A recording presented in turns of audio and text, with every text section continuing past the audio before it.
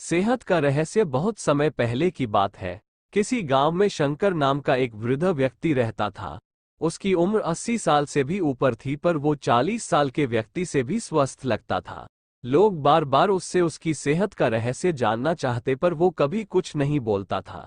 एक दिन राजा को भी उसके बारे में पता चला और वो भी उसकी सेहत का रहस्य जानने के लिए उत्सुक हो गए। राजा ने अपने गुप्तचरों से शंकर पर नजर रखने को कहा। गुप्तचर भेष बदलकर उस पर नजर रखने लगे।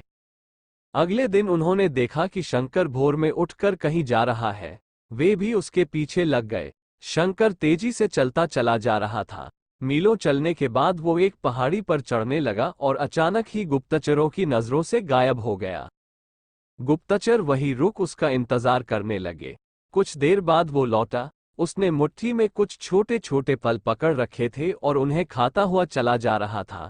गुप्तचरों ने अंदाजा लगाया कि हो न हो शंकर इन्हीं रहस्यमयी फलों को खाकर इतना स्वस्थ है। अगले दिन दरबार में उन्होंने राजा को सारा किस्सा कह सुनाया। राजा ने उस पहाड़ी पर जाकर उन फलों का पता लगाने का आदेश दिया, पर बहुत खोजबीन करने के बाद भी कोई ऐसा असाधारण फल वहां नहीं दिखा। अंततः थक हार कर राजा शंकर को दरबार में हाजिर करने का हुक्म दिया। राजा शंकर, इस उम्र में भी तुम्हारी इतनी अच्छी सेहत देखकर हम प्रसन्न हैं। बताओ, तुम्हारी सेहत का रहस्य क्या है? शंकर कुछ देर सोचता रहा और फिर बोला, महाराज, मैं रोज पहाड़ी पर जाकर एक रहस्यमयी फल खाता हूँ। वही मेरी सेहत का रहस्य है। ठीक है, चलो हमें भी वहां ले चलो और दिखाओ वो कौन सा फल है। सभी लोग पहाड़ी की ओर चल दिए। वहां पहुंचकर शंकर उन्हें एक बेर के पेड़ के पास ले गया और उसके फलों को दिखाते हुए बोला, हुजूर, यही वो फल है जिसे मैं रोज खाता हूँ। राजा क्रोधित होते हुए बोले, तुम हमें मूर्ख समझते हो। ये फल हर रोज हजारों लोग खाते हैं, पर सभी तुम्हारी तरह सेहतमंद क्यों नहीं है?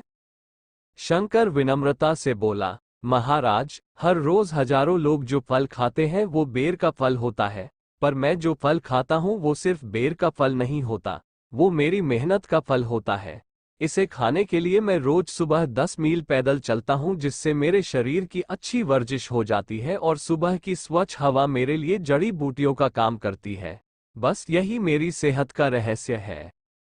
राजा शंकर की बात समझ चुके थे। उन्होंने शंकर को स्वर्ण मुद्राएं देते हुए सम्मानित किया और अपनी प्रजा को भी शारीरिक श्रम करने की नसीहत दी।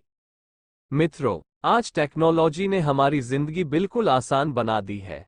पहले हमें छोटे बड़े सभी कामों के लिए घर से निकलना ही पड़ता था, पर आज हम इंटरनेट के माध्यम से घर बैठे बैठे ही सारे काम कर लेते हैं। ऐसे में जो थोड़ा बहुत फिजिकल एक्टिविटी के मौके होते थे वो भी खत्म होते जा रहे हैं और इसका असर हमारी सेहत पर भी साफ देखा जा सकता है।